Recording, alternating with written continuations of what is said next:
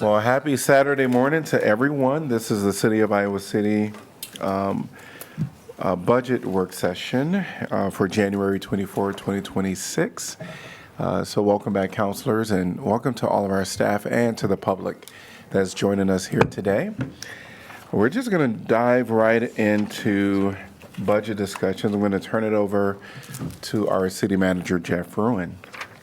All right, good morning, council, staff, public. I appreciate you taking some more time with us this week. It's been a busy week. We've already done a little bit of the budget with the CIP, but today we're going to do a deep dive into the operating budget. A couple of things before we get started. One, it is a really long day. We cannot probably dive deep into every topic that you want to. So just urge you to kind of consider that, especially in the early stages. We can absolutely talk about any topic that you want to. You'll have an opportunity to interact with department heads, but you may want to park a few things that need further discussion, and we'll have time in your work sessions going forward to discuss those, or we can schedule additional budget work sessions if needed to discuss those. So keep that in mind. I do want to start with a few thank yous. So especially with this morning's presentation, the city manager's office is going to do 99% of the talking, but 99% of the budget work is the staff right here, the finance staff, Angie, Nicole, and Jacqueline. Michelle Cook is not here, but she also plays a big role in getting that final document ready. So make no mistake, the brains behind the operation are down there. We are the mouthpieces here for today's budget work session. I also want to thank Chris and Kirk, who round out the budget committee, and then all the department heads and staff that put together the budgets. It's no easy task for those departments to submit budgets. We know they're all stressed, and they have to balance their requests with the reality of the budget position that we're in. So with that, I think I'll ask for the lights to be dimmed, and we will get started.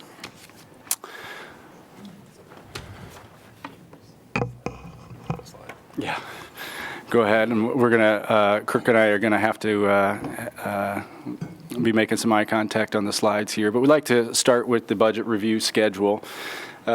We are on this third one, the January 24th operating budget review. We did the capital review, and back in September, we talked about some of your priorities for this budget, which hopefully you'll see reflected in our presentation.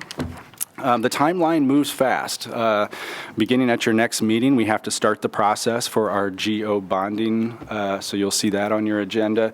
By February 17th, we have to have the max property tax levy, so you can come down with your levy from that point. You just won't be able to go back up, and that's going to be important so the county can get their state-required mailings out to our residents.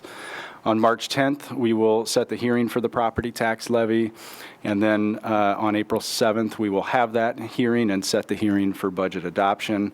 Ultimately, we'll ask for your adoption of this budget on April 21st, and that gets us in line with the filing deadline with the county of April 30th. So keep that in mind. Most of our budget deliberations will have to take place in the next 30 days to get us to that April adoption. The budgetary funds, I won't spend a lot of time on this, but a quick overview of a few of them. The general fund is where we'll spend quite a bit of time today. That is your discretionary, largely discretionary property tax supported fund that does general government operations, public safety, parks and rec, culture, leisure, those types of things. Your special revenue funds are going to be funds that have some spending limitations on them. So, for example, the road use tax that we get from the state has to be used on roads. So if there's some sort of spending limitations, we keep those separate. You'll notice a few of those, including the Affordable Housing Fund and our new local option sales tax fund, which has restrictions based on the voter approval. The enterprise funds are largely utility counts, but those are operations that we run like a business without any profit motive, of course.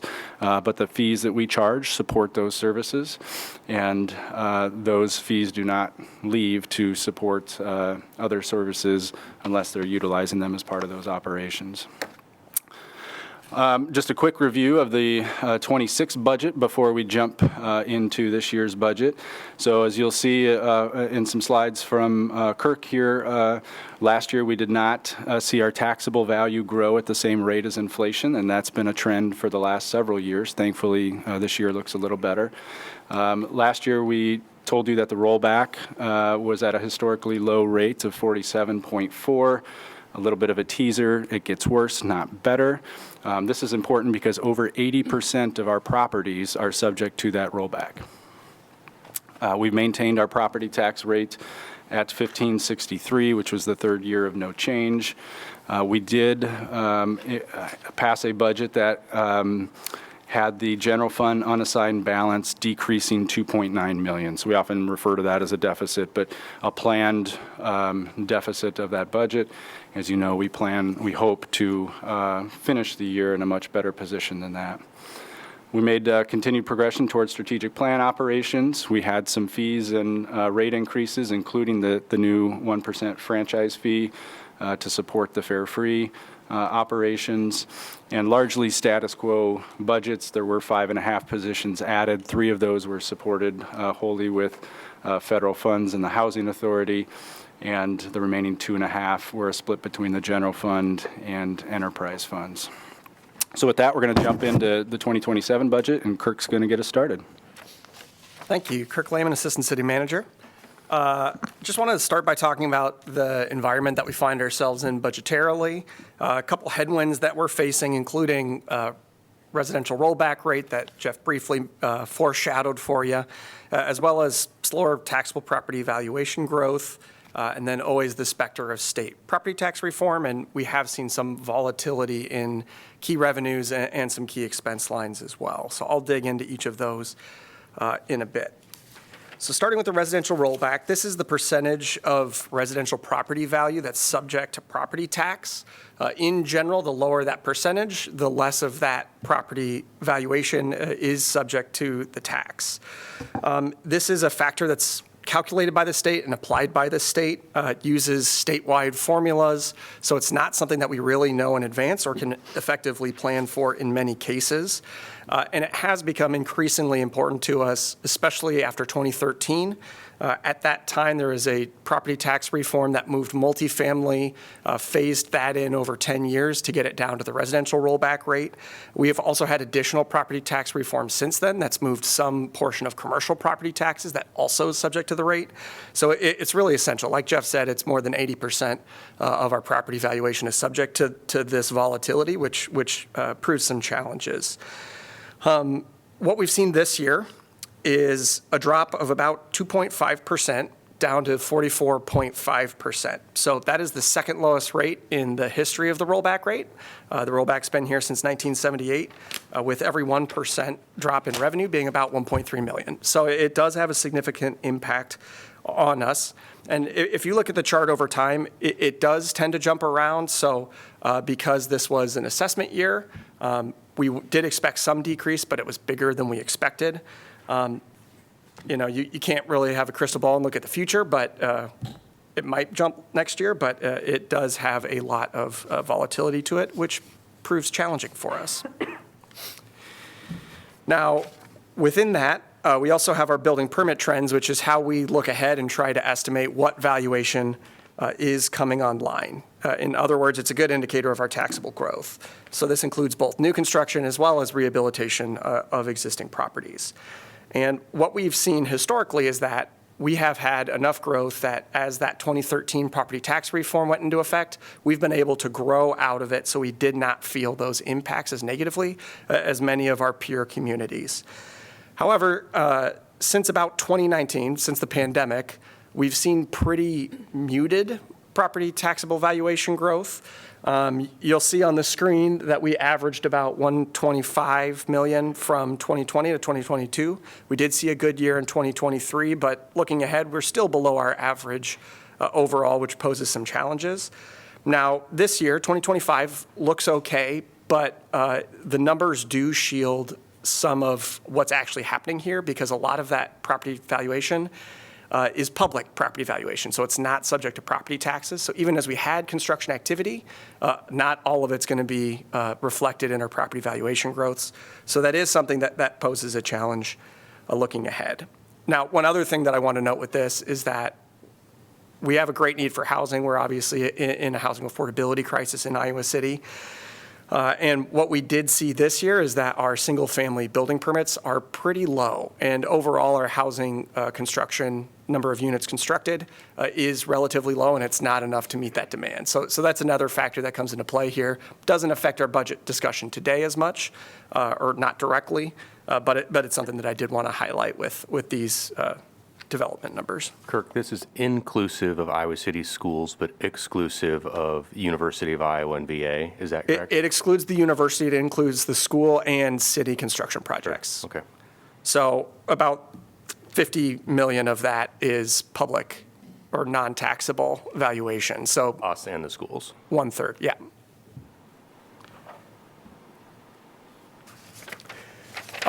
So how those things interact then is just how the taxable valuation increases or decreases. As you all know, assessments happen every 2 years, so it is a cycle. On this slide, you'll see the taxable valuation in red, and at the bottom is the 2-year valuation growth. So that's really the number that we look at, because every other year we do expect a jump in property values as that taxable valuation is brought into our revenue. So traditionally, we've seen some increase. You'll see in FY19 or FY18 and 19 and FY20 and 21, that growth is pretty good. Generally, what we want to see is, 4% growth means that we have enough growth that's going to be able to bring in revenue to support our core services without too much issue. What we've seen since about FY22 is pretty muted valuation growth. So in those cases, you're seeing 2.7, you're seeing 3.2, and that's over 2-year periods. So that's only about 1% growth in those years. Now for FY27, we're looking better. We have a 4.9% growth, which is positive. It's a positive trend.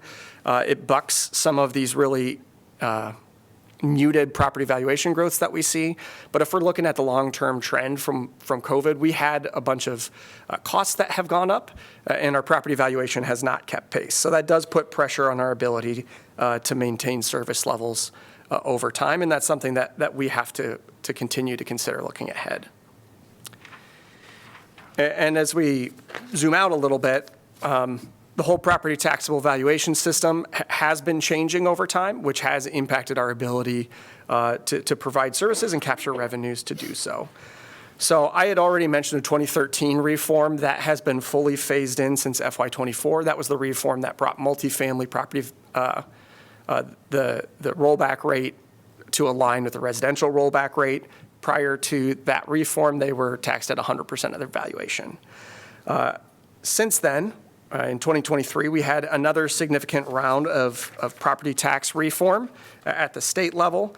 And this one really is looking at phasing out the library and emergency levies. So the emergency levy is what we use to fund climate action, and the library is obviously what helped fund library operations. So overall, that's a loss of about $2.1 million when it's fully implemented. Those got added onto the general tax rate and has to be brought down to the 8.1 level by FY29. So the way that happens, it's not just voluntary. The state does impose essentially penalties if you grow, your taxable valuation grows by certain percentages. So the more you grow, the larger the penalty. So we have had some of our valuation or our tax levy ratcheted down already. To date, about 33 cents of the 47 cents combined of the library and emergency levies are already reduced. I'll go into levies a little bit more detail later too. But that does still leave another 14 cents that has to be brought down by FY29. So we are still anticipating additional losses. This isn't something that's phased in, and there's a chance that we'll go below the 810 levy if our valuation grows enough that it forces us to go below that. So Unless reductions in service are desired, we want to be sure that we incorporate those into the general fund. We do have some other opportunities to incorporate these activities now with Lost, but that's something that we're keeping in mind as we're looking at this. And this legislative session, more importantly, additional property tax reform seems basically inevitable. And the unifying theme of that seems to be some sort of cap on the amount of revenue that we can collect. The number that's been thrown out in a couple different proposals is about 2%, so that's not really enough to keep up to that growth that we would need to for status quo operations. So that is a challenge that we're looking ahead. Obviously, that also creates a high level of uncertainty, so we want to be able to react to that as that comes into effect so that we can appropriately respond with our budget. So some caution with that coming up. And then also just uncertainty in some key revenue lines beyond that property tax reform. Obviously, federal revenues have been, the federal landscape has shifted this year, and with awards that were made potentially being pulled away, with future appropriations at risk or potentially reduced. Those are things that will affect us and will affect our local partners.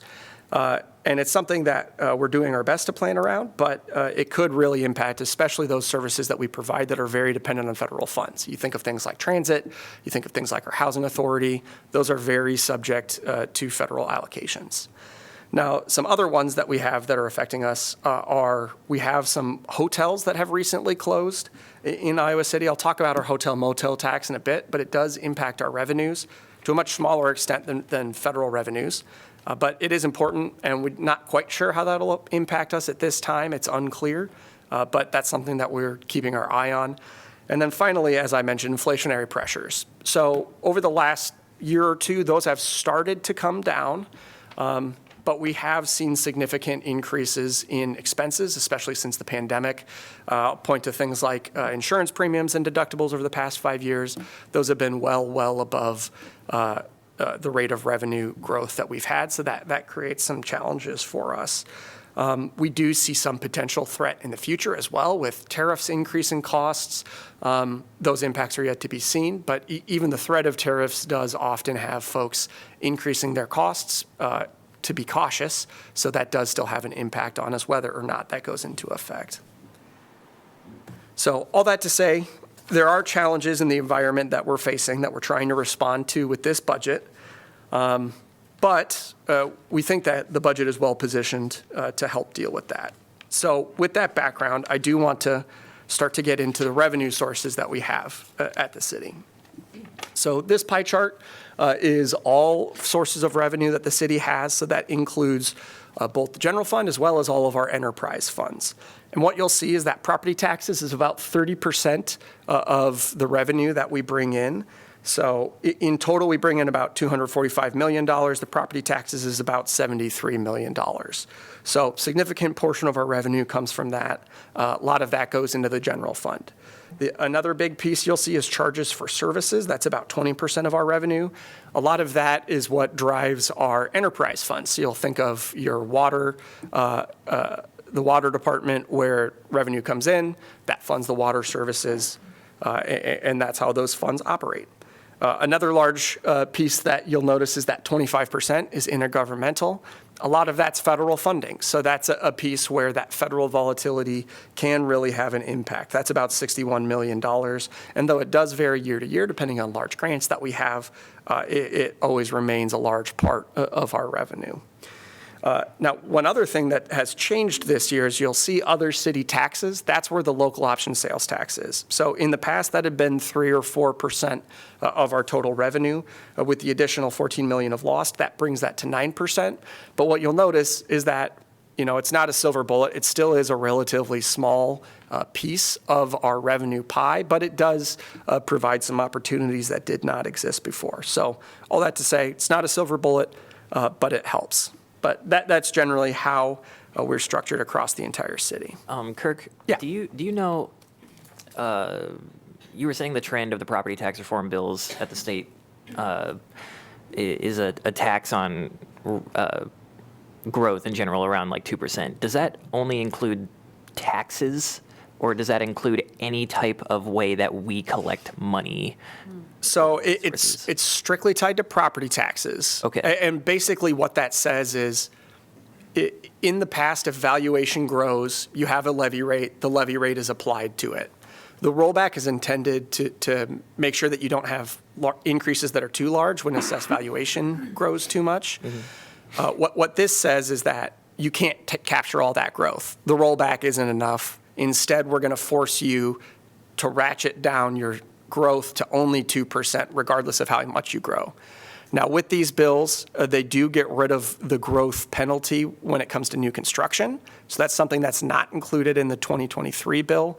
What that means is that if you have a new development that's built, that gets added on top of that. So it would still allow growth above 2%, but it really makes you reliant on new development. And so in the case of Iowa City, we're better positioned than some cities because we are a growing community. In the case of especially your rural communities, they're going to get caught in a very hard place if they're not having new development that's occurring. Okay. So Yeah. in a nutshell, it's the growth of existing valuation that gets capped at 2%, but that still poses a challenge and makes you dependent on growth. Okay, so if we just somehow found out a way to, without taxes, get a bunch of revenue, we would still be able to grow over that 2% mark. Yeah, you still could use other sources of revenue without the 2%. Yes. Okay. That's just that's a property tax reform proposal. Okay, thank you. But when it comes to property taxes, one of the reasons we are very focused on it is the general fund. So great transition. I appreciate that. The general fund is what funds a lot of basic government services. So it funds, your internal services, things like finance. It also funds a lot of the public-facing services that I would characterize as core services that the city provides. So that includes public safety, it includes parks, and now with the reduction of the library and emergency levy, it also includes those services as well. So it's a significant amount of what we do. And as you'll see on this slide, property taxes is about 2/3 of that general fund. So what we have seen over time is that property taxes remain important. It's about $44 million. We have seen an increase this year of about 2.8% over FY26. But again, if you look at it since COVID essentially, or over the last 5 years, we've only averaged just shy of 2% growth in our general fund, which does cause pressures, as a lot of these are very personnel-intensive services that we provide. Some other things to highlight on here, the other city taxes includes our hotel motel tax and utility franchise tax. That's about $4 million. That one decreased this last year, partially because of our anticipated hotel motel fluctuations. You'll also see licenses and permits on here. That's about $2.5 million. That one also decreased because we've had less development recently.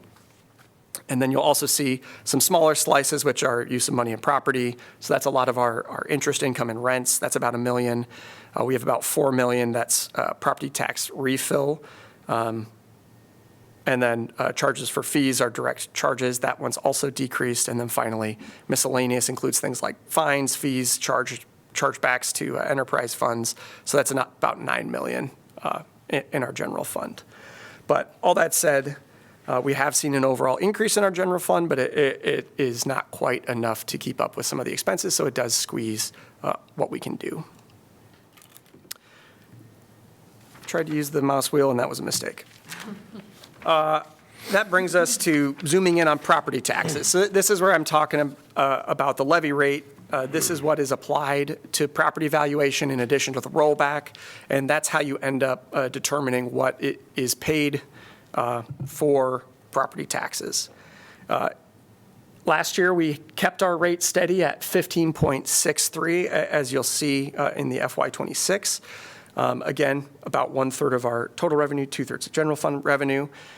What we're anticipating is about a 3.4% increase from FY26, but how that's split among our different levies is important because that affects how we can use those services. So we are proposing a modest decrease of about 1.3%. So reducing our rate down to 15.43.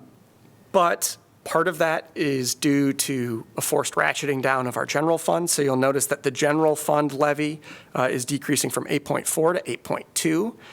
We're making up for that in some other places by raising our employment benefits levy from 3.3 to a higher 3.3, 3.34, and also increasing our debt service levy as well. Now, that doesn't quite square, does it? Because we're decreasing our levy. So how does that come into play? What we're proposing is that lost is used to decrease the debt service levy by 20 cents. And so we'll talk about the lost, the full lost proposal later. But with that, it does end up resulting in a decrease of the debt service levy of 20 cents. But if you do that math, it's because some of that's going up to make up for the general fund drawdown. But we also do have increased demands on our debt service levy with our capital improvements project and increasing costs in general. So overall, we're proposing a modest decrease, but the largest portion of that's coming out of the general fund, a smaller amount out of the debt, and then make up for that somewhat in the employee benefits levy. So property tax rent trait over time has been pretty positive. We've been able to have approximately 11 years of decreasing our levy rate through FY23. Most of that was due to prudent debt strategies where we're able to reduce the amount of interest that we're paying on debt. You'll see again with that blue line that we are proposing that decrease again after having it steady for 3 years in light of some of these property tax legislation reforms that have been happening.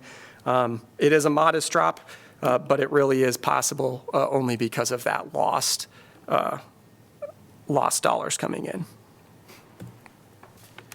And when it comes to the property taxes, we are not the only property tax entity. Can I just ask a quick levy Yeah. question, Kirk? The 810 levy that's currently at 840 and we're proposing to ratchet it down, is that because there's a backfill that was allowed when the library and emergency levies were eliminated? So the way that worked is they took that 47 cents that we had in library and emergency and they just put it on top of the 810. Yeah. And they said by FY29 this has to be back at 810. Got it. And That's then what I thought. yeah, and then they had that forced reduction. And so for this year, and last year we didn't have to do it, but the year before we had to do it again, this is the forced reduction that we have. Thank you. So. Sorry, any other questions on property taxes? I get that that's complicated and I'm trying to fly through for the sake of brevity. So with property taxes, another complicating factor is that we're not the only taxing jurisdiction. We're not even the largest taxing jurisdiction. The school district actually has the largest piece of the property tax puzzle. At 40%, we're at about 39%. Johnson County is the other large part of a property tax bill. So they're at about 17% if you include in things like the city assessor, which is run out of their offices and a couple things like that. So we've been able to decrease our share of the pie over time, but we're only one piece of the pie. And when it comes to comparing our property tax rates against other cities, what we've seen is that we are middle of the pack. We used to be towards the top since FY12, especially when we started focusing on trying to lower our levy rate somewhat to make us competitive with other communities. We've seen our rate drop below that of Davenport, Des Moines, and Cedar Rapids. Again, you'll see that at 15.63, this is last year's. Even with that 20-cent reduction, we're probably not going to drop any further. We don't really anticipate dropping any further, but we're pretty happy with being middle of the pack. So that's property taxes, big topic. We do have other revenue sources that I'd like to go over. As I noted earlier, it's a much smaller piece of our pie, but they are still significant contributors to our revenue. So first is the hotel motel tax. That's a 7% tax that's levied on hotel motel receipts. About 25 5% of this goes to Think Iowa City, and then the rest goes to general funded activities. What we've seen recently is relatively steady growth over the last couple of years. You'll see that there was a significant decrease during COVID, but at least since FY22, we've had some modest increases. Note that this is actual receipts, so it doesn't get into receipts since the closure of some of the properties, including Hotel Vitro and the Chauncey, as well as we know that the Highlander is currently in bankruptcy. So all of those call into question how these revenues are going to look over the next year or so. But we've seen relatively stable growth in this over time, which has been positive.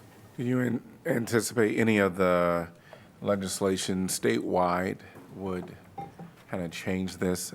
I'm assuming it wouldn't really affect our 2027 budget, but maybe future budgets. For hotel motel, no. But state legislation has been mostly focused on property taxes. There has been some talk about local option sales tax in the past, but that hasn't been a major discussion recently at the State House. And we are currently maxed out on our rate that we are allowed to. Correct. Okay. And is it, maybe 10 years ago, there was discussion at the state level about collecting motel hotel tax for Airbnbs, but I've not heard anything for a long while. Is there anything in plans for that, or have you heard anything? Not that we've heard about. Okay, so those are just lost revenue options. We don't collect It depends those? on the length of stay. I think it's 30 days or more they have to collect, but They do collect. Yeah. Airbnb does collect, okay. depending on the length of stay, yeah. Okay.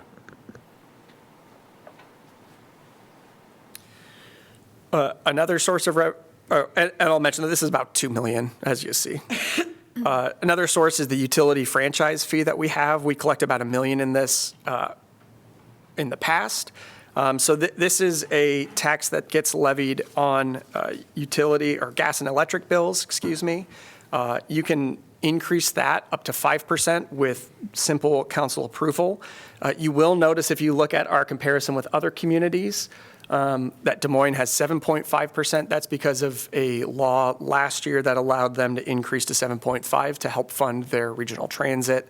So that's unique. 5% is the cap for basically everyone else. Right now, we are at 2%. So that was initiated last year to support fare free transit. We first adopted a 1% fee for public safety and infrastructure in 2010. We are not the only entity that increased our utility franchise fee this last year. We're not the only community struggling with property tax reform. And so we've seen other communities that have leaned on this to help make up for some of that property tax reform that they've seen, especially, or more recently, West Des Moines, Coralville, Cedar Rapids, Des Moines, they all increased it. Again, these are actuals, so roughly double of this is what we expect to be collecting this year. But again, we have kind of allocated that for fare free transit to support that essential service. And so we don't anticipate, this being a particularly lucrative source. One other thing with the utility franchise fee is that it is relatively stable over time. So over time, we've seen buildings get more energy efficient, and we just really haven't seen the growth here that we have in other revenue sources. So that's important to keep in mind as well. A larger source of revenue for us is the road use tax. So that's used for street and storm, sewer operations, repair and maintenance of our roads, et cetera. It's kind of in the name. So that is based on the gas sales over time. And what we have seen is that, well, it has somewhat steadily increased with lower gas prices and higher fuel efficiency over the last years. It's somewhat stagnated. And that is a real concern because the cost of building roads and maintaining roads has not stayed the same. So in this last year, it's basically status quo road use tax, which is something that's concerning for us. So that orange line is where you can see the percentage increase. So it's almost 0% increase this year. And like I said, when it comes to inflation and the cost of building roads, this chart shows that price trends of highway construction. We've seen costs go up approximately 50% since 2016. So that's in 10 years, 50% inflation. That's not the increase that we've seen in our road use tax. And so we've seen the amount that we've been able to do decrease year over year, which has proved a challenge for us. One thing that we are proposing this year that you'll see in our lost proposal is using a portion of this to essentially double the amount that we provide for street projects. Again, we'll go into this in a bit more detail as we get into lost, but that is a really critical investment in our street infrastructure that will help make up for this. Not completely, but it'll help expand what we're able to do. Whose jurisdiction is the road use tax rate under? Is it federal or state or? State. Okay. And they did increase it in a couple years back, but it's not a popular thing to increase. And then finally, I'm just going to do an introduction of Lost, which should sound familiar to many of you. So the local option sales tax is a 1% tax on taxable sales that will go into effect July 1st, 2026. That'll go into effect with our FY2027 fiscal year. We're anticipating about $14 million in lost revenue. In some estimates I had provided earlier when we were looking at lost, we had talked about 8 to 10 million. That's what we are anticipating. The 14 million is really because we had other communities come in with us. So the local option sales tax is determined at a county level. It's aggregated and distributed based on a formula. With Coralville and North Liberty also doing a sales tax, we're getting more than we initially anticipated. So that's a positive thing for Iowa City. Now, with that approval, that was approved by voters in November of 2025. With that approval, it does include ballot language that guides or places boundaries around what we can use that for. 50% of that is for property tax relief. So that's an amount that's dictated by the state, which could be property tax reduction, which is proposed, as well as property tax avoidance. So both of those are incorporated in our proposal for lost. We also have 25% that's allocated for affordable housing, approximately 15% for community partnerships, and then 10% for public facilities and infrastructure. So we'll dive into what each of those mean a little later. But with that, I will turn it over to Chris to talk about expenditures. You can go ahead. So I'm kind of sandwiched in between Jeff, who's going to talk about some of the lost items, which would have been a part of this, and Kirk, who touched on several. So I'm going to kind of put some context to a lot of the things that they talked about with some actual, I guess, dollars. As much as I wanted to sit here like the professor in Ferris Bueller and ask you guys a bunch of questions about if you knew what an enterprise fund was, I think we'll just kind of skip that and kind of cruise through. So so you can tell, Jeff kind of talked about it in, I think, the second slide that we saw, the different funds that we have. So the general fund being the largest, and keeping in mind that the total budgetary expenditures that we have are just over $250 million for the entire amount of expenditures that we have. What you're seeing is while the general fund is the largest, the enterprise funds creep really, really close to that as well, sitting at about just almost $72 million. I think obviously a couple of things that Kirk touched on, and I'm sure that others will touch on as well, is that of the general fund heavily dependent on property tax, and we'll get into that a little bit more on a slide later on. Whereas your enterprise funds are going to be, and I think Jeff touched on this as well, your more your business type operations where user fees, user charges, things like that are what are contributing to those funds to cover the costs that we have within them. Your special revenues, once again, loss being a big component of that you'll see this year that is something that you haven't seen in prior years. And then obviously a large capital project budget, which we touched on that earlier in the week. One of the main drivers of that this year will be the streets fund, which you're seeing projects like Dodge Street at $15.8 million, Taft at $8 million, and then you have a couple bridge projects, and I'm going to say Burlington at $4 million. It's very early on in that process. That's going to be a much bigger project as we go on year to year, and then the Benton Street Bridge at about $2.8. So a lot of those types of projects, big infrastructure projects that we're doing that are contributing to that $62.6 million piece there. This slide, a lot of you, Oliver, I think you might be the only one who hasn't seen this slide. This slide is one that we like to show just as a comparison of other communities. And while some of you have seen this, it's still important, I think, to point out a couple things, is that on average, if you look at all Iowa cities, they spend roughly 44% of their general fund on public safety and about 20% more on the culture and recreation piece.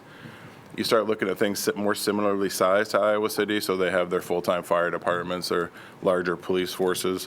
They're spending closer to 50% on public safety and more like 16% on culture and recreation. I think Iowa City, and this study was back in '24, but I think right now we're still consistent with that. We're right around that 39% for general fund expenditures into public safety. And I think we're slightly higher than this, but in '24 it was 23% on culture and recreation. I think we're slightly higher than that at this point. But once again, I think we pointed it out last year. The Polko study that we did really talked about the parks and rec and culture, and I think the strat plan that we have also talks about several of those items. And I think our budgets represent both what we see from the community and what we see from your strategic plan. So as I promised, another pie chart that shows kind of the breakdown of just general fund expenditures. I think the thing that we always want to highlight, 76% of that is personnel. And I think the other reason that that's important to point out is that typically we see about a 4% increase in that every year. And as Kirk talked about when we were talking about property tax reform, we're looking at what's been proposed is they're hovering, all of them are hovering at about a 2% cap. So while there is additional growth in that, you have a 2% guaranteed growth on the property tax side. You have potentially about a 4% increase in your personnel costs, which make up 76% of your general fund. You can see why things keep getting a little bit tighter as we go year to year through this process. Obviously, services, we've seen some increases in the cost of services as well based on inflation, the consultants and contractors that we're using having additional pressures on them for inflation, tariffs, things like that.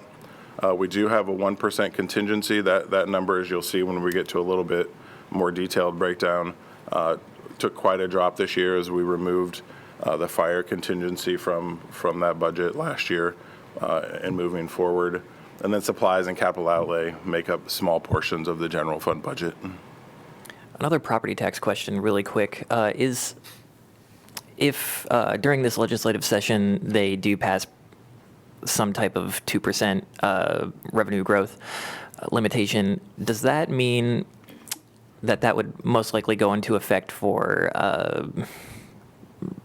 28?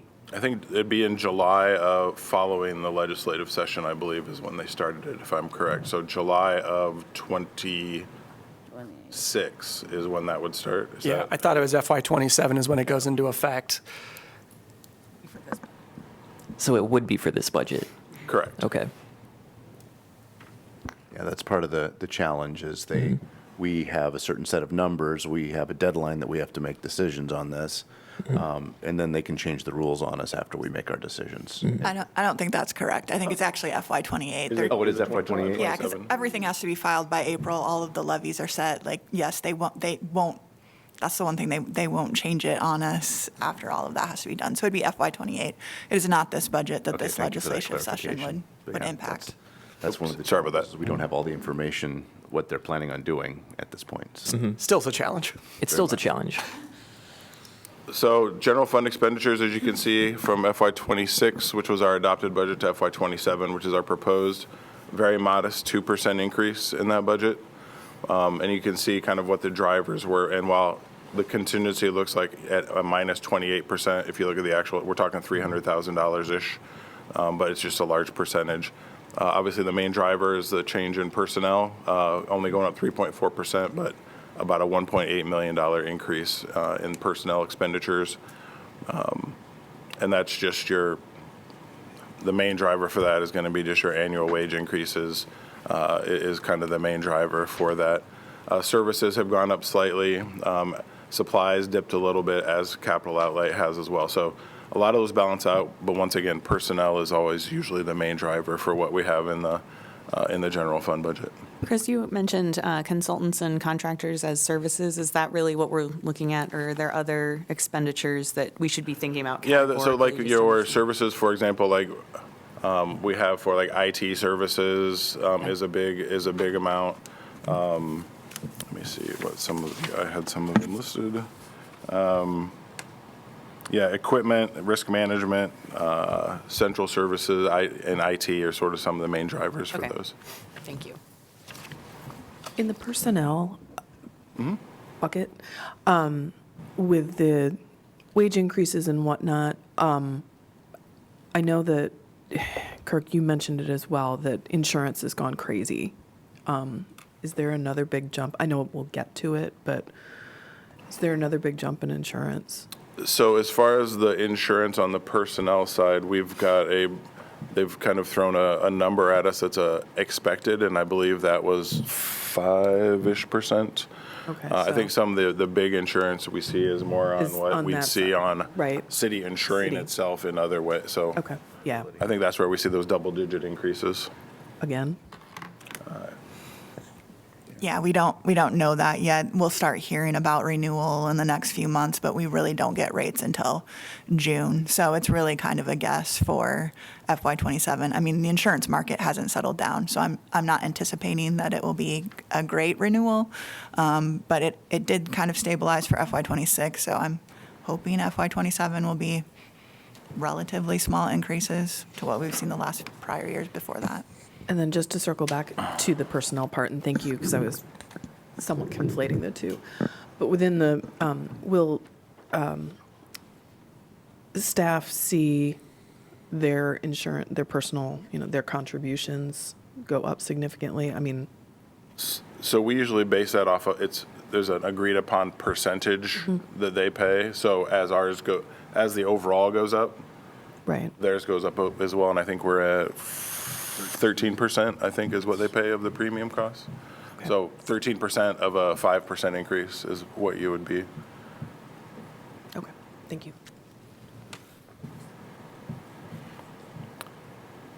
So debt service, we can go on to the next one. Once again, these are sort of rules that we live by as it goes by debt service. The first one's put on us by the state. And that says that the state of Iowa limits debt service to no more than 5% of total assessed property value. The second one is an Iowa city policy stating that we can't exceed 30% of our total city levy. And the third is more of a goal that we want to try to be AAA bond rated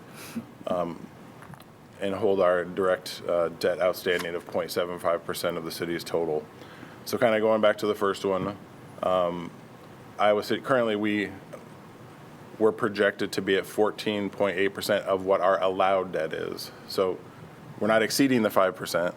So if 5% is this number, we're at 14.8% of that is what our debt comes into. So substantially below what our debt could be. Our projected debt levy is approximately 16.5% of the total, well below the 30% that's allowable by city policy. And then as far as we are, once again, and we'll see in the slide coming up, AAA bond rated. And last year, I believe we were at 0.77, and we have dropped down to now we're at 0.74 of those total valuations. So we kind of hover in that same area. Sometimes go a little above, sometimes a little below, but we've been pretty consistent around that 0.75 for some time. So as promised, these were fresh off the presses as of earlier this month from Moody's. That's where we rank among all cities in the U.S. We are one of 276, so of 11, well, basically top 12% of those. And as everybody's familiar that the better bond rating, the better the rates you get, which means the more you can spend actually on what you're trying to do rather than paying interest payments. So I understand that's a balance that you're trying to go through of trying to work through what you want to do versus the interest rate that you have. But as of right now, we're in that top 12% of all cities in the U.S. When you get into Iowa, we're one of three, which we're obviously in the top 4% at that point. The other two being West Des Moines and Cedar Falls, I believe. So one of three. And as you can see, you kind of nice little bell curve for Iowa. But once again, That's been a goal of the city for as far as I can remember back.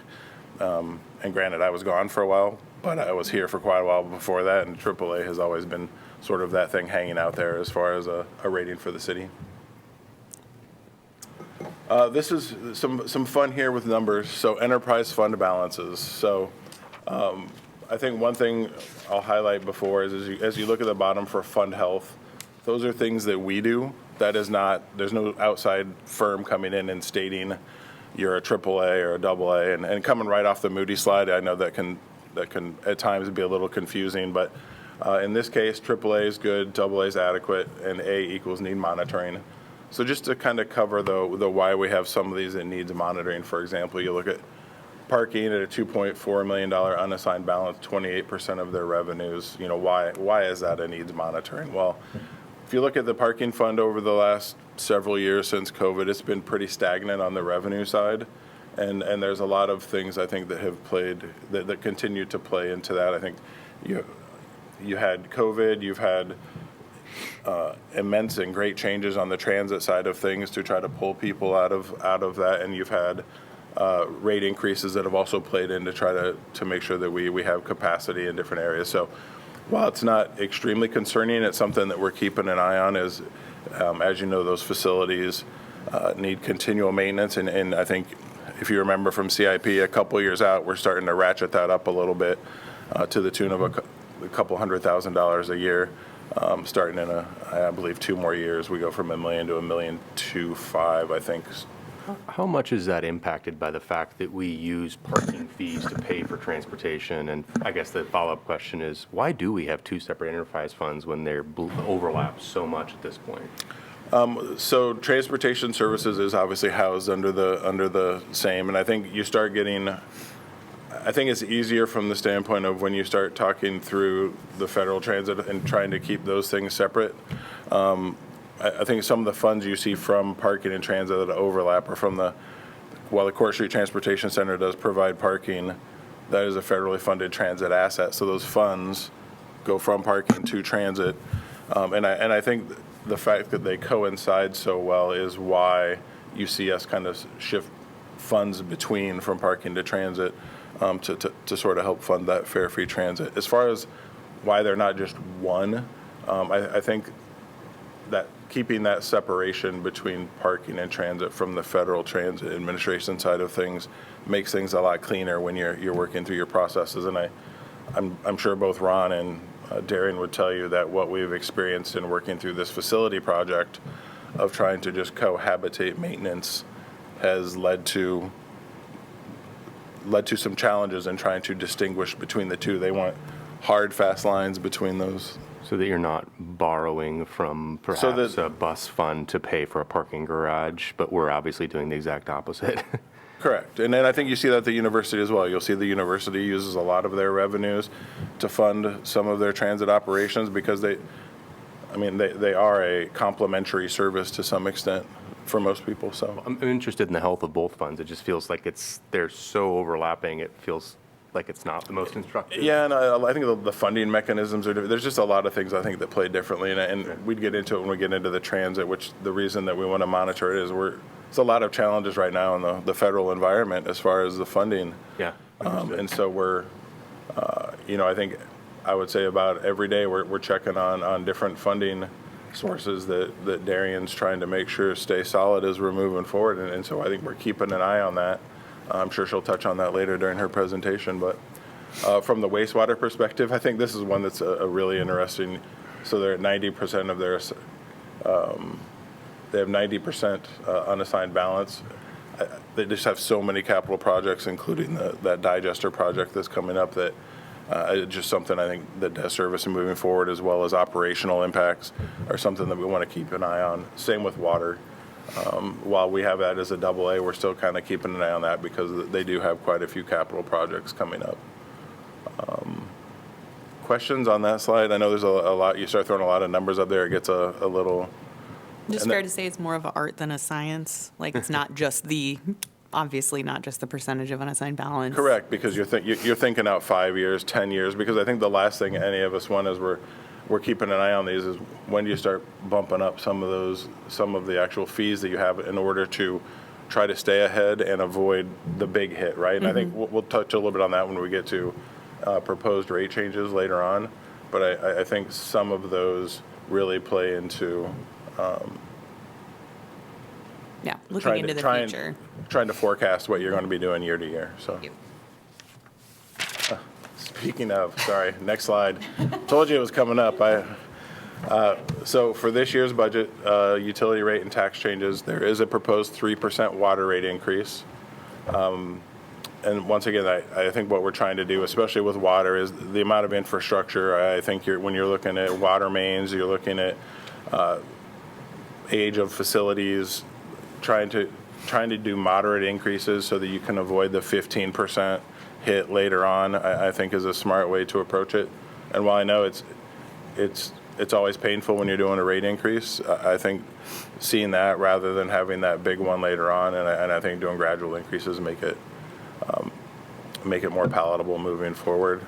Same with the wastewater rate, 5%. Like so they have a large debt service coming, and I think getting that 5% wastewater rate. And I think there's a slide that we'll show later that kind of shows a cumulative effect of between that and the property tax changes that we proposed, what the overall impact to the residents could be. We'll touch on that, and then obviously we have the 1% sales tax. I'm going to stay away from that one because Kirk covered it, give you the preview. Jeff's going to give you sort of the meat of it. I'm sort of the somebody asking if you want water in between while you're sitting at your meal. So we'll skip that, but that's also something we have coming up. And I guess I have a question about the 3% water increase. Is that like when you say 1.16 a month per home, that based on how much the average of the bill? Yes, it's based on the average water Average usage. user, I believe. Yeah, and what you think the average? What is the average? I think it's 800 800. cubic feet, Okay. which I think our average is actually less than that. I believe that's kind of like the standard industry average. It's like, Okay. it's like 800 gallons of water. Like 800 cubic feet. Yeah, I know we do cubic feet, but I think that's Significantly it's actually more gallons. significantly more gallons. Like it's 25 gallons a day of water. Right? Sorry, this keeps coming up. So this slide, once again, we've showed this one year to year. I think, and once again, I know that we're showing a $100,000 property that, and I understand that it's not realistic, but it's an easy way to look at the math, and I think that's what we're trying to do. If you want to extrapolate it out, that's something you can easily do. But going from FY26, I think Kirk covered what the rollback impacts have been, and that decrease in the rollback, as well as our proposed decrease in the property tax levy, have resulted in a decrease in the property taxes. Now, one thing to consider is that was not taken into account any valuation increases that occurred. This is just a straight up 100,000 to 100,000 year to year, for simplicity's sake, to just kind of get a feel for what those numbers look like. And then lastly, here's that slide I was discussing where we show decrease in property taxes, increases to sewer and water, and that overall we end up with roughly about a % decrease in the overall impact to the property owner.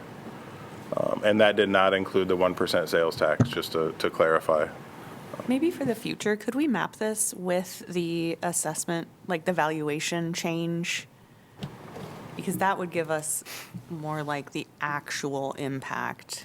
If you have a property that the valuation increases by 20%, this is lovely, and you will actually be paying. Yeah, we'd have to make some assumptions, and we could look at a medium home sales and not use the 100. We could do an average residential assessment piece, but not all properties are, not all valuations increase consistent. So Sure, yeah. your home may go up 5%, and my home may go up 10% in a given year. So, And I don't want to get rid of this, I'm just, for the clarity Yeah. of what the picture is. Almost like a third column. like 100, and then average property tax Sure. increase. Thank you. I have Or just one an added question. slide. I have one question, 2 slides back, the estimated property tax impact. So when we go from the property tax of 742 to 687, is that captured in our loss, where we have to have the 50%, go towards taxes, property taxes?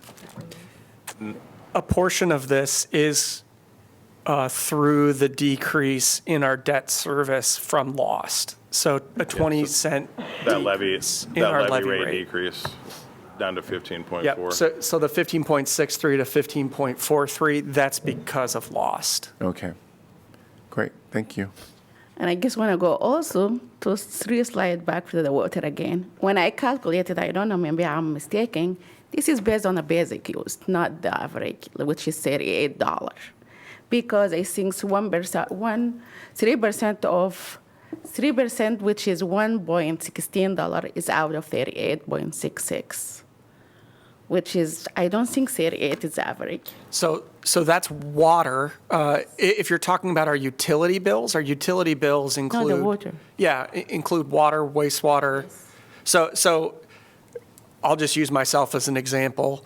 In my former house, I had a bill that was about $60 that came from the city for city services.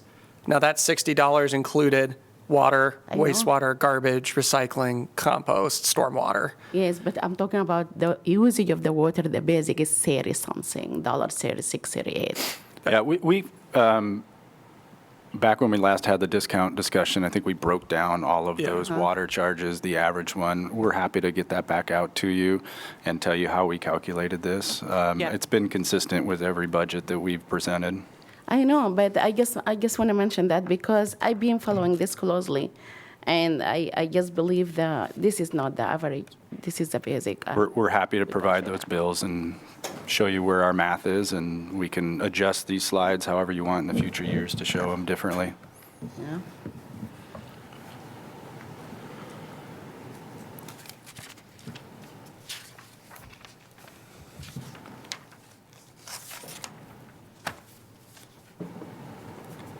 Okay, we're going to get into loss now, go a deeper dive here. So to start, just a reminder that the exploration of lost was actually in your original strategic plan adopted in 22 and then updated in 24. You could see the specific language there, which was action number 7.9, to explore local option sales tax or franchise fees to help with strategic plan goals, fund on infrastructure and facility needs, and reduce reliance on property tax. And when we started to work on lost after the voters graciously gave us this opportunity, we really had 3 goals in mind. One is to first look at your strategic plan objectives and which one needed lost to either be sustained or to be achieved. We wanted to reflect on ARPA and other pilot projects that we have done in past years and figure out which of those we should prioritize for continuation. We couldn't continue everything we did with ARPA. And then look how we can provide critical relief for those core services and the community's infrastructure needs. So this is a summary slide. I won't spend any time on this because we're going to do a deep dive into each section, but I do want to let you know that all of the action items, the action items do tie back to strategic plan, your strategic plan. We have 20 strategic plan items that guided our recommended uses of lost, and you'll see those as we go through the next several slides. So we're going to take a slice of the pie at a time. We'll start with the property tax relief. And as Kirk mentioned before, there's 2 ways to accomplish this. One is a property tax rate reduction, and the other is property tax avoidance, meaning that we'd otherwise have to increase the rate. So this is a hybrid approach, and we're suggesting that we use $1 million of the $7 million of property tax relief for that 20-cent rate reduction that Kirk has covered. $2 million would go to our annual pavement rehabilitation program. That $2 million is funded completely, the existing $2 million that we use for pavement rehabilitation is through the road use tax. As Kirk mentioned, the purchasing power of that $2 million has not increased. Matter of fact, has gone down over time. So we'll be able to double the budget and get back to the level of productivity that we were at several years ago with our pavement rehab program. We have a couple of capital projects that we'd also like to use lost funds for. This avoids us having to borrow for these funds and relieves pressure off that debt service rate. That's the Highway 6 trail extension and the furnishing and flooring replacement at the library. And then the last two would be conceptual designs for fire stations 1 and 3, and the $300,000 for the seating replacement at Riverside Festival Stage. And we covered those projects with you on Wednesday. Public infrastructure and facilities. At this point, we don't plan to recommend expending the first year's allocation of $1.4 million.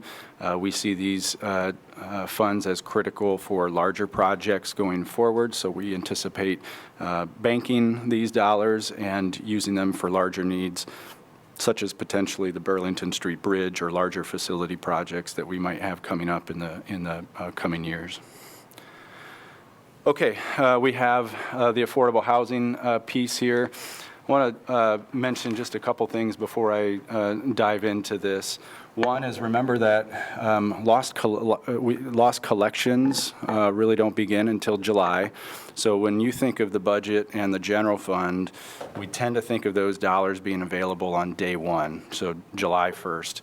Lost is different. We're not going to see our first lost check until probably September. If we fast forward a year from now and we're talking to you about the fiscal year 28 budget, we may only have 4 months of loss collected at that time. So a lot of these expenditures will not be able to be made until calendar year 2027. All right, so it's just a little bit different than other parts of the budget. The affordable housing piece, what we're showing you is 2 years here. We're not, you still maintain flexibility in fiscal year 28 as well. We wanted to show you that some line items may fluctuate from year to year, so we just want to give you a picture of what that could look like.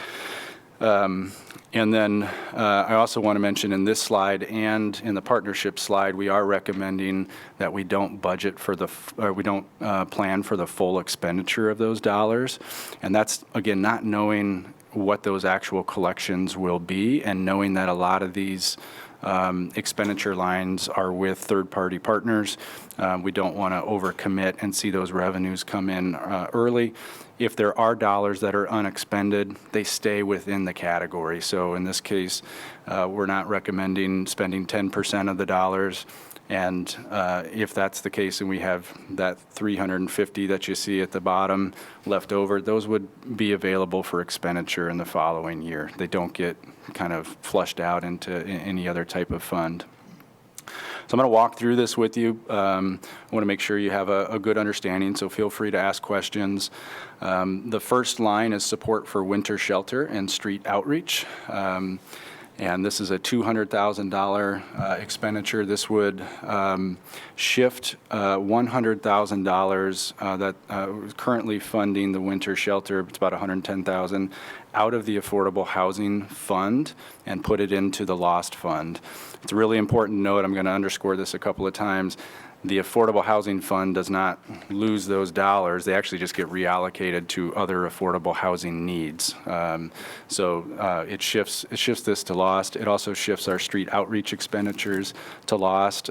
Those are currently in the NDS budget, and then provides some extra dollars for us to either support street outreach in a different way, which is, could be providing extra resources for them that may be needed.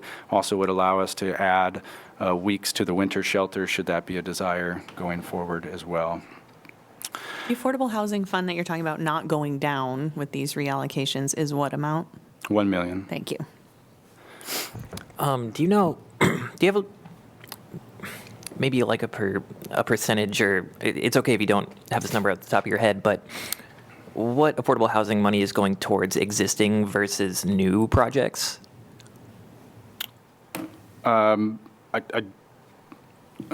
Existing versus new, are you talking which of the 3.5 is going to existing or new? Yes. I will cover that in a slide. Okay. If you give me a couple of slides. I'll Okay, get that. thank We you. have those exact numbers. The permanent supportive housing, I'll try to mention it as I go along too. So the first line, the 200,000, 150 roughly thousand of that is existing programs and 50 is new. I do want to underscore though the 150 of existing opens up possibilities to reallocate those dollars to new programs or expanded programs too. So I don't consider that full relief. Permanent supportive housing and operation, and I'll mention this with a few of these. Some of these line items need conversation with service providers, and we haven't done that in advance. We have, again, these dollars aren't available to be expended for many months, and this is one of those line items that we know permanent supportive housing is a priority for this council. We want to provide some resources, but I can't tell you the exact expenditure plan. I'd want to have some time to talk with experts in that field to make sure that we can deploy those in the best way possible. Excuse me, Jeff. And then because for that exact reason, if it takes a little bit longer to get all of those things hammered out, let's just say it takes till a year from now to get those things figured out. Anything of that 500,000, what would happen to that money then at the end of fiscal year 27? It just rolls over into 28. So the plan presented here is the permanent supported housing. Even if that takes a little bit longer, that money will stay in that bucket. It will just go out the door Correct, yeah. a year later. The voters have put strong constraints, legal constraints on the use of these funds. So, from year to year, you can shift those priorities, and you could shift the exact programs that are funded. But if we don't expend $3.5 million, let's say we expend $3 million in this first year, that extra 500 stays in the affordable housing piece. It doesn't just stay in the lost bucket; it stays in that sub-affordable housing bucket. Doesn't go and it back into can- general fund or anything.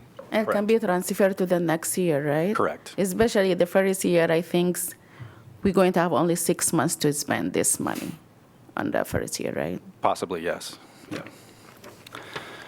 Housing Stability Program, we talked about ARPA, and one of the programs that was funded with ARPA dollars is our Housing Stability Program.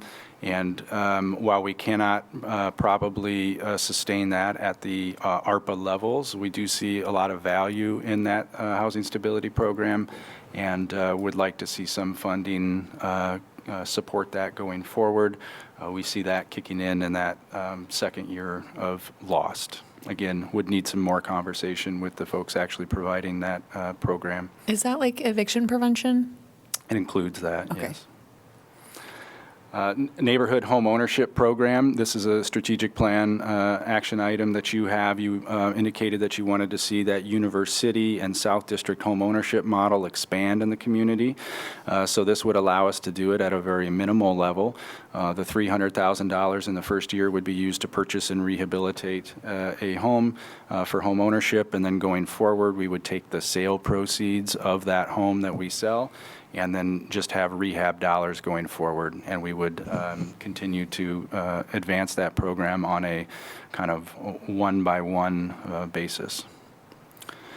The contracted emergency rehab program would be a new service. We currently have nonprofit entities that provide this service. We see a need to expand that. And again, we would need to talk to some of these nonprofit providers to better understand. But this would be able to assist low-income individuals with emergency repairs to their home. While the city does rehab programs, we often cannot move as fast as some of these repairs need to take place. And then we have nonprofit organizations that are filling that need right now, and we'd like to use some of the loss to hopefully bolster those efforts. The GRIP program is an existing city program. It's not funded out of the Affordable Housing Fund. It's funded out of the general fund, and we would like to move that out of the general fund into LOST. This assists with the rehabilitation of homes, helps people age in place in their homes, and I think is critical to us preserving the existing affordable housing stock in our community. The down payment assistance program is a existing program that we fund out of CDBG. There's high demand for that program, and we know barriers to home ownership are only increasing, so we would like to add $100,000 per year to that program to help more individuals and families into a state of home ownership.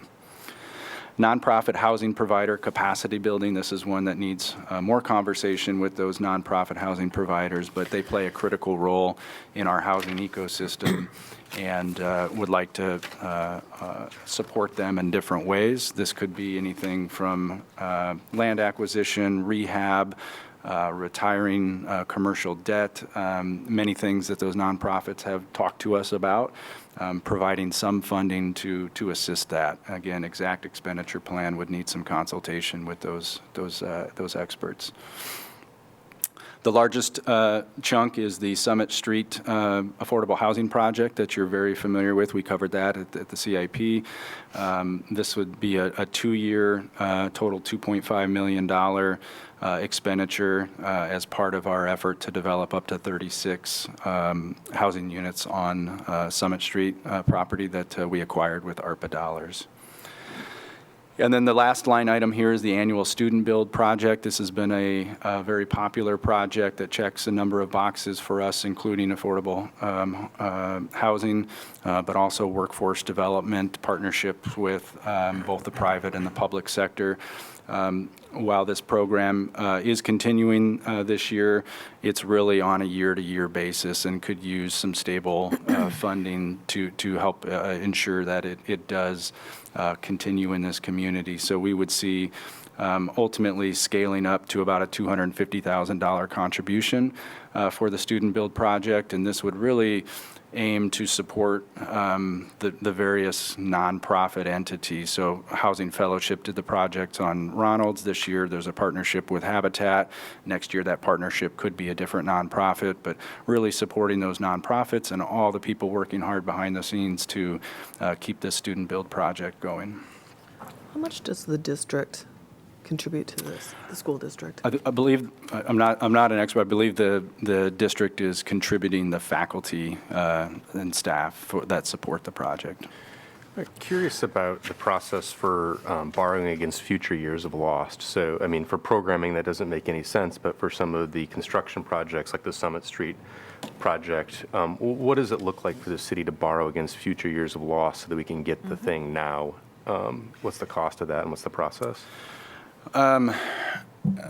Might ask for Nicole's help if she sees something I'm missing here, but it's such a small amount. 3.5 million is such a small amount that I think we would have a hard time borrowing against that dollar amount. We'd be better off looking at general obligation bonds and maybe using loss to retire these. But if you're thinking of like a revenue bond, I'm not sure that this would be a great fit.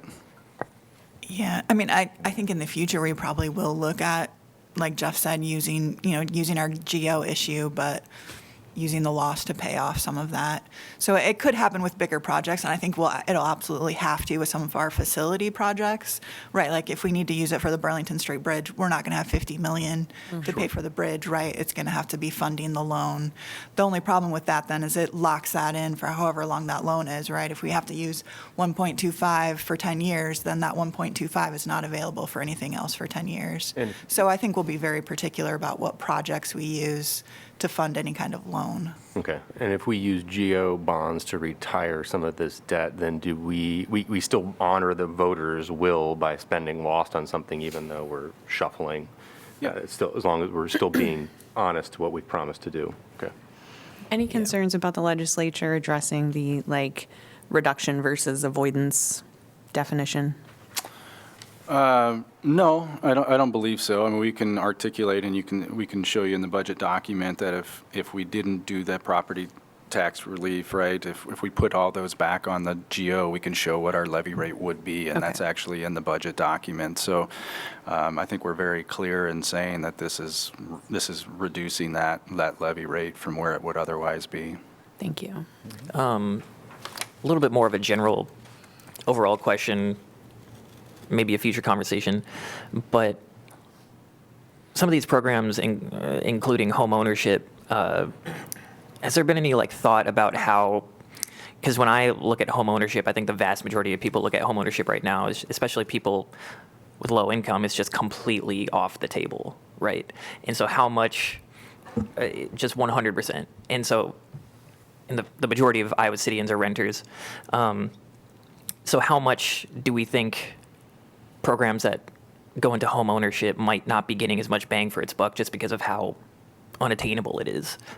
Yeah, I mean, I think a lot of people that we've assisted into home ownership probably never thought they would get there, right? And so that's part of the power of these programs. We've seen people who are renting move into home ownership and have lower monthly payments, in large part because of our efforts. So you're right, it is a very kind of individualized transaction. We're helping one individual, one family, but it's impactful and it can be generationally impactful going forward too. So I think from our standpoint, there's a balance. 100,000 out of 3.5 million is not very much, but for those 3, 4, 5 families that it could help, it's very impactful. Yeah, and I've heard like testimony from these, it's absolutely impactful, generational, like you say. That's just something I can't stop thinking about when I like look at how much everything costs now and how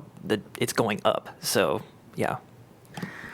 Also, I just want to say, like, we're spending $3.5 million to do this, and we said 25% of the loss will go to affordable housing. All these, like, amazing programs, no doubt. But I would love to see, like, what this means. Like, how many people we going to house by using this 25%, by using this 35 million, or how many like affordable housing we will have when we spend this money. Yes, that will give you like a sense of like, okay, I know it's going here and going there, but with the outcome. Sure. We can absolutely put metrics along. I think there's metrics that the council prioritizes. Those would be good to hear, and we can always adjust these. These are just recommendations. So, for example, to maximize number of people impacted, you might put a lot into rental assistance, right? And where a little can be spread across a broad group. And then you have to weigh that versus kind of what we just talked about with home ownership, which is a more expensive expenditure, but can have more of a impactful long-term impact on that recipient. So we can as these get approved and you guys discuss more, we can put metrics to these, and if there's third parties that are providing the services here, we can ask them to help track those for us. Yes, because maybe like this year we make it like this, and next year maybe we need to change it a little bit. So. And I do think a work session on prioritizing metrics would be really good as we're getting into being a housing developer, especially. Yep. And what I might just talk about at this moment is that it seems to me there's a lot of questions coming up surrounding the loss and the percentages and how the staff is making their recommendations. What I'm going to ask the council to do at this point is maybe allow staff to make their recommendations, and then we'll come back to a work session. Yes. So try to write down whatever questions you have, because I think there's a lot of good conversation, but due to time, we know we're going to have more dialogue related to loss. So I'll ask staff to continue at this time. All right, community partnerships. We are recommending a greater kind of, I don't say withholding, but portion of the 2.1 million that we wouldn't spend, and that's the bottom 525,000. So I'll circle back to that. There is more general fund relief in this one, and we'll touch on that in a couple slides. The first one is the human rights grants. So this effort would shift those human rights grants. We formerly referred to those as the social justice, racial equity grants into LOST, and then we would fund those completely with a combination of LOST and your Black Lives Matter funds. The arts and culture nonprofit support, this is something I'll dive deeper into in a subsequent slide, so we'll park that. The climate action grants, as Kirk mentioned, we used to have climate action grants funded out of the emergency levy. We had to bring those into the general fund as part of that 23 property tax reform. Now we're looking to get a portion of those climate action grants back out into LOST. And in general, the more we can move some of these grants into LOST, I think the more stable those programs are going to be, because as that property tax squeeze hits cities over the next several years, there's going to be greater competition for those dollars. So some of this moving into LOST, I think, gives them more security going forward. The Community Mental Health Liaison Program, you're familiar with that. That's in our police department. We have 2 community employees that are mental health liaisons that work with our officers and members of the public. We would like to move that out of the police department budget and put it into LOST, and also expand that program to a 3rd mental health liaison. That could be a co-responder in our department. Your strategic plan calls for continuing to bolster that program. The next $75,000, I've got a couple of different programs on there. The crisis counselor at JEC, we've talked about that quite a bit for several years, about putting a crisis counselor on the floor of JEC and helping with dispatch decisions.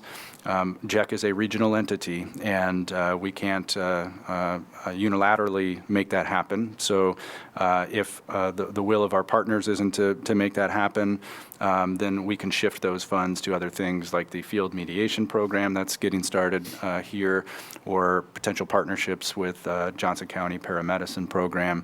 But hopefully you see kind of that theme with that $75,000. Another ARPA program that has been very successful was the Child Care Wage Enhancement Program. So we budgeted $75,000 in the first year. We would anticipate that growing that to $100,000 in the second year to continue that program. It is not enough to continue it at the ARPA levels, but I think is high enough to be able to sustain that at a meaningful level to help with the child care crisis that we have. We're going to park aid to agencies grant program as well, but that's the single largest expenditure here in this category, and I'll get back to the aid to agencies program. The next one is the paratransit services with Johnson County seats. This is really looking at that transit fund that Chris told you that we were watching closely. We continue to see a need for relief to that transit fund, and utilizing a little over $200,000 in this first year to help us fund that partnership with Johnson County Seats just provides additional stability to that transit enterprise fund. Another ARPA program that we have celebrated is the UI Labor Center partnership with the pre-apprenticeship program. This expenditure would ideally get up to about $50,000 per year in the second year and be able to sustain that program. $50,000 isn't going to cover nearly all of their expenses. This would force them to probably go out and get additional sponsors and program contributors, but I think that is possible based on the success that we helped prove through our early contributions. SCHMID placemaking is something that is in the general fund now. We contribute to different placemaking efforts, and we like to be able to partner with our SCHMIDs. We did this with ARPA dollars. You recall $250,000 were allocated to each of the 2 SCHMIDs, and these dollars would help us at a much smaller level continue to support the SCHMIDs as they move forward. And then the Build the Partnership Opportunity Capital Reserve. You can see a smaller expenditure line there at $45,000, but we would plan to take these unspent dollars if they materialize of $525,000 and put them in that category. And this would allow us every few years, this wouldn't be an annual expense, but every few years we would allocate enough money to do some sort of capital grant for the community. And this is really inspired by the success that we saw with our contributions to Dream City, the free medical clinic, neighborhood center centers of Johnson County. All of those significant capital investments we made with those partners have had a huge impact on this community. So being able to do that every few years by intentionally building some reserves, I think would be wise, and that's what that recommendation is. Jeff, can you explain quickly the difference between what would be direct general fund relief versus what kind of would just be a repositioning of the funds? Do you understand my point? Yeah, so I've got a general fund relief slide coming up. I Okay. think it's probably easiest to do that. Sorry. That's okay. Aid to agencies, there's a lot of numbers here. I'm going to kind of try to share some on the screen here. So this is the snapshot of the Aid to Agencies grant program for our social service agencies, beginning in 2016, all the way down to the 27 and 28 levels here. It shows the different funding sources that we've used over time, but I'm going to just draw your attention to that far right column, which is the year-over-year change. I want to point out a couple things. One, back in fiscal year 2020, the council at that time made a decision to increase this budget line 57%. So it went from a just under $400,000 program to a $614,000 program. Over the next few years, that increased another 20% or so. And then last year, you will recall, you increased it 41%. So this program has grown significantly in the last decade, as have the needs that these agencies are trying to meet in the field. What we're suggesting is that another 461 go in for lost, but there is some replacement here, and that's what I want to make sure everybody understands. So with that increase you did last year, the general fund contribution went from 646 to this 965 up here on that far left column. That was an unplanned expenditure. It was an unbudgeted expenditure decision that you all made. So what we are recommending is that we use lost to go back to where we would have been. We were kind of banking on just a smaller percent increase year over year. So you could see that this budget recommends that the general fund contribution to aid to agencies drops back to where we would have anticipated we would have been without your expenditure decision last year. But then lost comes in and not only makes up for that, but adds another 13% to the overall pool. And really what we're looking at is a 2-year, we'd like to stair step this up, but a 2-year 25% increase. So building on that 41% increase you did, adding another 25 over the next 2 years. The arts and culture funding goals here. Arts and culture organizations that we support haven't seen an increase in many years, and they've presented to you on that and talked about the hardships. So we're looking at how do we not only support them with an increase, but more or less set them up to be strong and more independent going forward. So I've listed the goals here. I won't go through them for the sake of time, but I do want to explain what we're looking at here, because this is probably the more complicated and creative way of approaching this. Something I'm very excited about. I'll just kind of try to walk you through this. The fiscal year 26 is our current year. So you can see we provide $249,000 to our arts and culture organizations now. That gets split up between many organizations. And then I'll stay on this table here. You can see that this 249 grows to 625 to 750, and then it starts to come back down. So we're injecting a lot of dollars into this as part of a long-term strategy. But initially, there's only a $25,000 increase, and then followed by another $35,000 increase there. In that second year, and then it holds steady. What we're trying to accomplish here is shifting our general fund contributions, getting those completely out of the budget, and replacing those with a community endowment. So partnering with the Johnson County Community Foundation, we would start an endowment. So while there's some large expenditures, these arts and culture organizations wouldn't realize those expenditures right away. We'd be creating an endowment that could get to a little bit over $2 million over this 6-year period. And then eventually, you can see we'd stop contributing to that endowment. The community could continue to contribute to that endowment if they were compelled to. But essentially, the draw off that endowment would allow them to not only get another organizational bump here, but more than make up for that amount that used to be in the general fund. So we've also listed on here the Arts Alliance. I wouldn't get too caught up into the split here. We don't know where that Arts Alliance is going. That's something that's under kind of a study and consideration right now. But if there is an Arts Alliance, some of these dollars could support that effort. And if there decides that there's not going to be an Arts Alliance, if that's the direction that these arts organizations go, then these can roll back into that organizational support line. So again, more conversations needed to fully flesh this out. On the far right side, you can more clearly see where lost dollars are going. So lost kind of ratchets up to that $500,000, and then over time, that lost contribution can shrink again, and those lost dollars would be reallocated to other partnerships. The general fund, you can see stair steps down, and then once we're done contributing to that endowment, you can see that we can start to pull off that endowment and fund those arts organizations through that. So again, a long-term strategy to make them a little bit more independent.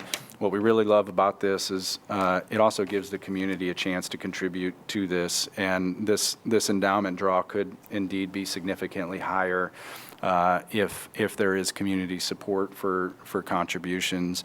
That long-term general fund relief is not only good for us, but I think it's really good for those arts organizations to be out of that competition with those core services, with social services, and will provide a more predictable stream of revenue for them.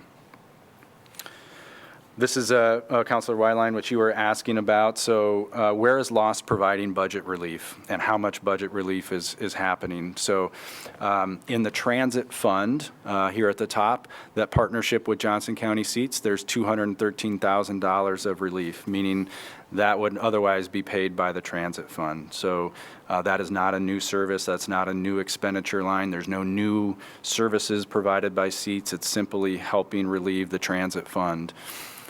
We've also included kind of the percent so you can get an idea of the overall picture there. In terms of other general fund relief as we move into, most of it take place in that partnerships category. There's a few in the affordable housing category, and we'll again mention one more time that the $1 million transfer from the general fund to the affordable housing fund stays in place. These two programs, this would be the street outreach program, would move from general fund to LOST. That's not new. The GRIP program moves from general fund to LOST. That would not be new, that 150 either. On the partnership side, the human rights grants move to LOST. That provides $75,000 worth of savings to the general fund. The climate action, 150. Community mental health, we're currently paying 131 for that. The aid to agencies, again, that 358 is that increase you provided last year. And then the Schmid placemaking is currently in our general fund budget. So total general fund relief is that $934,000, and total budget relief is just over $1 million. So that $1.1 million is about 8.2% of LOST is providing that relief.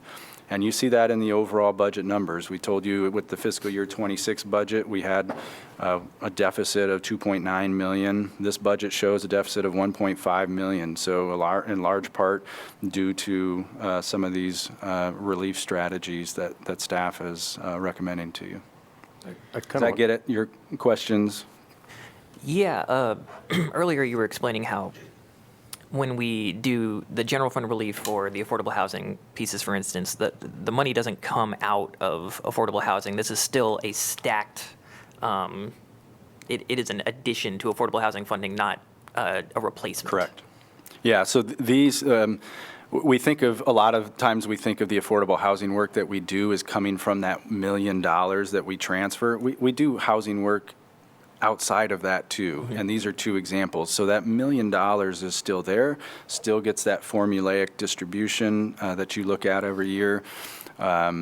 And these are over and above that were out of the NDS budget in both of these cases. Yeah, because I think, especially with our priorities as a council with affordable housing, and I think we just want to be able to communicate clearly with the public that we're not doing some tricky bait and switch thing where Right. we are pretending to allocate more to affordable housing. Correct.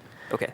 Yep. Yeah. But also we are not like replacing it 100%, just percentage of, for example, the winter shelter and outreach, not the full, like only 40 from the loss. We are Yes. So this would represent, the 40 would represent the street outreach portion. The winter shelter portion of 110 that we fund right now is out of the Affordable Housing Fund. That's funded by that $1 million per year. Yeah. But the $1 million number Stays the stays same. there. So if you're the trust fund or community that also get dollars from that $1 million, you would see your piece of that pie increase. Yes. Because we no longer are funding the winter shelter as part of that formula. It goes to lost. Yeah, as if we taking from us and Yeah. funding again affordable housing, Correct. creating it, yeah. Correct. When is back to the slide on the endowment for the arts, which I'm really interested in. I think it's a really creative and interesting solution, but there's obviously some pretty serious details to iron out, like how that money gets distributed and what this council's role would be on any kind of distribution. Yep. When's the appropriate time to talk about that? We're establishing a budget At that our says work we're... session As a that work we're going to session. have. Session? Okay. Yes, please. Circle back then? Yeah, no, I mean, it's to me, it's Yep. really creative. I'm really excited Absolutely. about it, but I also imagine it being a really big It topic. is. It's a big one. There's no doubt. All right, I'm going to zip through these because we're already well over time. Not that fast, Kirk. A couple things I want to point out on housing and neighborhoods. We've covered a lot of it, but that second bullet point, there are funds in this budget to transition from comp plan to zoning code reform, which is the ultimate goal. So those dollars are in this budget. Also in this budget are dollars to implement a riverfront master plan and a new climate action plan, both of which are in your strategic plan. That's not out of the lost bucket. We're kind of moving on from lost now. Those are out of the general fund allocations. Fare free transit, we're really proud of this. I know you're really proud of this. This is going to take a lot of work to keep up, and we're going to continue to talk about it. But the funding streams that we have coming in, at least our long-term projections, are showing that they're not going to keep up with the expenditures on transit. So we're going to have to really look closely at this every year and consider things like we're recommending with LOST, like help with the SEATS partnership.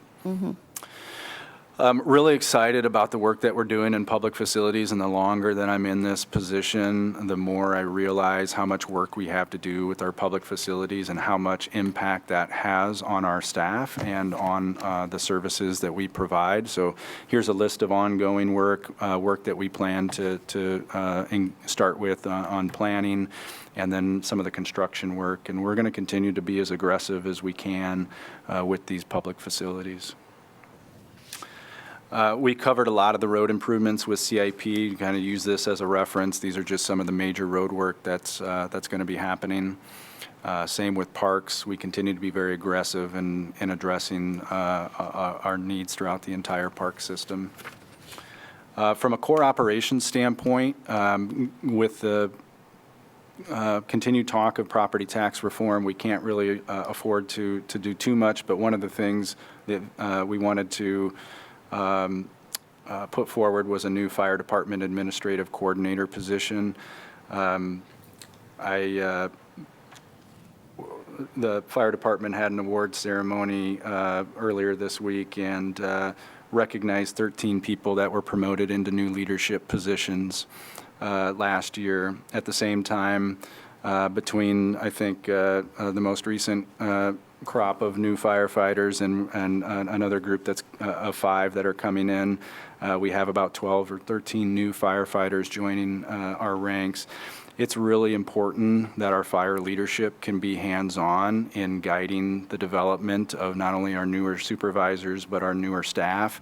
And right now, they are trying to find the time to do that, along with all of the administrative work that goes along with managing a department of that size. So by providing an administrative coordinator position, I think we are going to be investing in that leadership to allow them to be a little bit more hands-on with the operations, and I think it's a critical time to do that. The Mental Health Liaison Program is a lost-funded initiative. And we have 3 enterprise fund positions, 1 in the water treatment plant and 2 in our resource management operations that we're excited about. We've talked a lot about the pressures, so I'm going to skip through that too. I want to spend a minute talking about the emergency reserve and facilities reserve, because these are both mentioned in your strategic plan, as well as a desire to increase these reserves. For the first time in a few years, we're seeing the emergency reserve increase a little over $160,000 to $5.58 million. And you can see the bullet point uses for those dollars. Those are council policy adoption that guides how we use those dollars. The facilities reserve, for the first time in several years, is able to take a transfer of $5 million in fiscal year +26. That's largely because of the end position of fiscal year '25 as we closed out that budget. However, with a list of facility projects, we show that reserve being drawn down to 0 by the end of fiscal year '27. So that $5 million is allocated to projects, and you see that in the last line there: City Park Pool, Senior Center, interior and exterior fire station design work, and police station acquisition and design all would utilize all remaining dollars in the facilities reserve. The general fund does end in a position that's a little bit lower.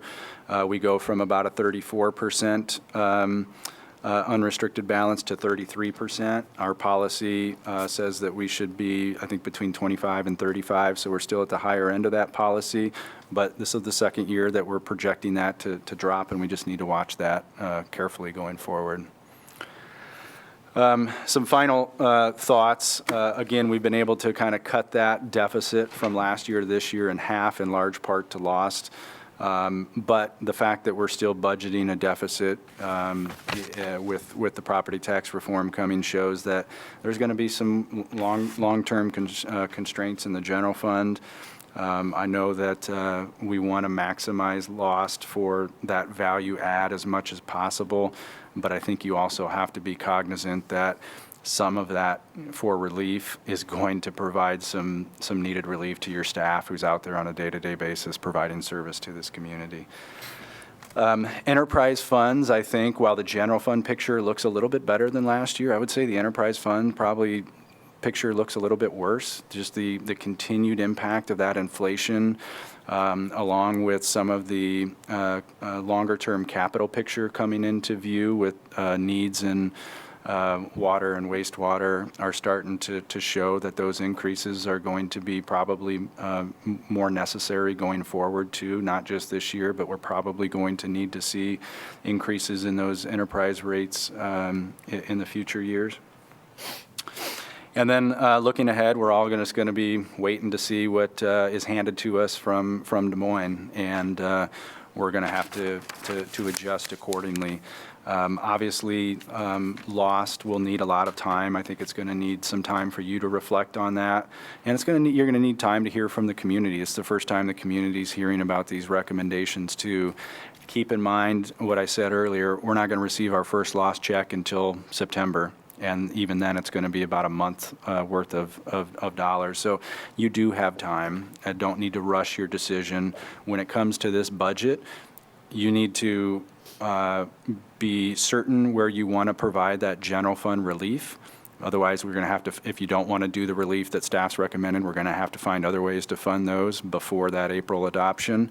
But the vast majority of lost is not relief, and you've got time to work on that. So you're not going to necessarily lock in 100% to those recommendations. So when I tell you that we need time to talk to providers to see what building capacity for them means, we've got that time, and we can do that in whatever way you see fit. And we'll end there. Thank you. We're about 15, 20 minutes over, but appreciate your time and attention.